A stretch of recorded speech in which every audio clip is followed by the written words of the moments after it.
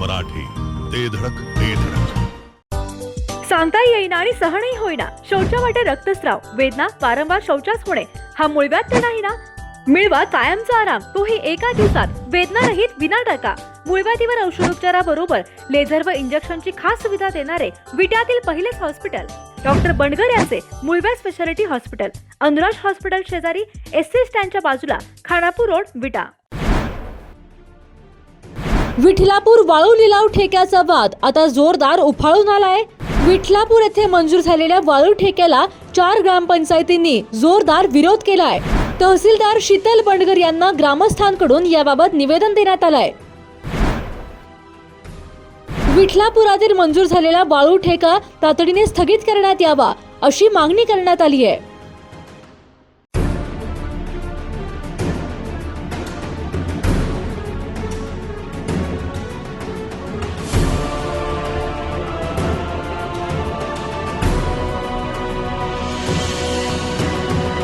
आज आम्ही तहसील कार्यालय आटपाडी या ठिकाणी विठलापूर गावामध्ये जो वाळूचा लिलाव आणि त्याचा ठेका दिलेला आहे तो ठेका रद्द करण्यासाठी या ठिकाणी कवटुळी ग्रामपंचायत, विठलापूर ग्रामपंचायत, तसेच सांगोल तालुक्यातील लोटेवाडी ग्रामपंचायत आणि खवासपूर ग्रामपंचायत या 4 ग्रामपंचायतचे जवळपास 300-400 लोक या ठिकाणी तहसीलदार मॅडमला निवेदन देण्यासाठी आलेलो आहे. या ठिकाणी विठलापूर हद्दीत वाळूचा 1793 ब्रासचा ठेका दिलेला आहे.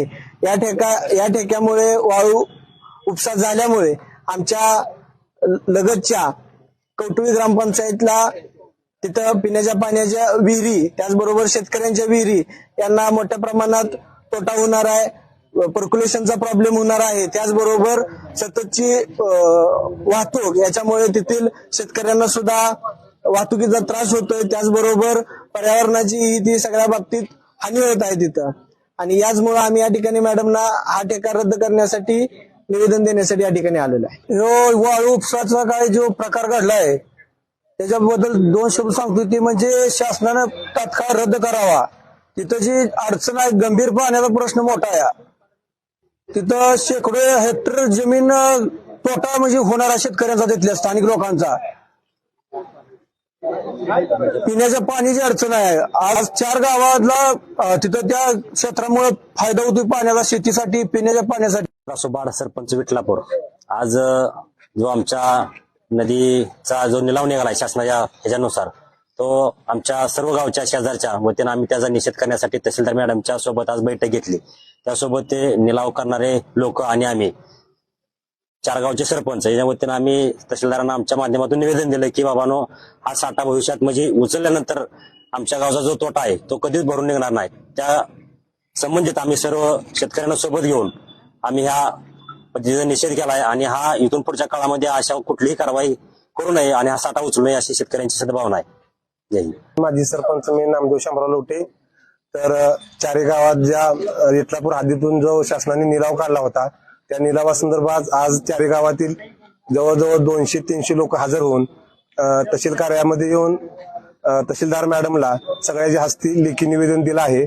आणि ह्या टेंडरमुळे पिण्याच्या पाण्याचा आणि शेतीच्या पाण्याचा फार मोठा गंभीर नुकसान होत आहे. अनेक शेतकऱ्यांचं आर्थिक नुकसान फार मोठं होत आहे. त्यामुळं त्यांनी ह्या निलावामध्ये अजिबात कुठल्याही ह्याचं जबरदस्ती किंवा शेतकऱ्यावर दादागिरी करू नये. अन्यथा ही दादागिरी केली तर आम्ही त्या येणाऱ्या वाहनाचं किंवा टेंडरमध्ये तोडफोड करून त्याचं कुठलाही आम्ही त्याच्यावर वाईट परिणाम झाला तर आम्ही त्याचा विचार करणार नाही आणि वाळू कायम करून आम्ही थांबवणार. त्या ठिकाणी आटपाडी तहसीलमध्ये मानगंगा नदी किनारी असणाऱ्या 4 गावचे खवासपूर, लोटेवाडी, तसेच कवटळी आणि विठलापूर या गावचे सर्व नागरिक आणि आम्ही सर्व सरपंच इथं मानगंगा नदी किनारी जो काही मानगंगा नदी किनारी असणाऱ्या सर्व शेतकऱ्यांना अंधारात ठेवून जो काही शासनाने वाळूचं टेंडर काढलेलं होतं त्याच्या वतीनं आम्ही सर्वजण इथं निषेध करण्यासाठी इथं जमलेलो आहोत.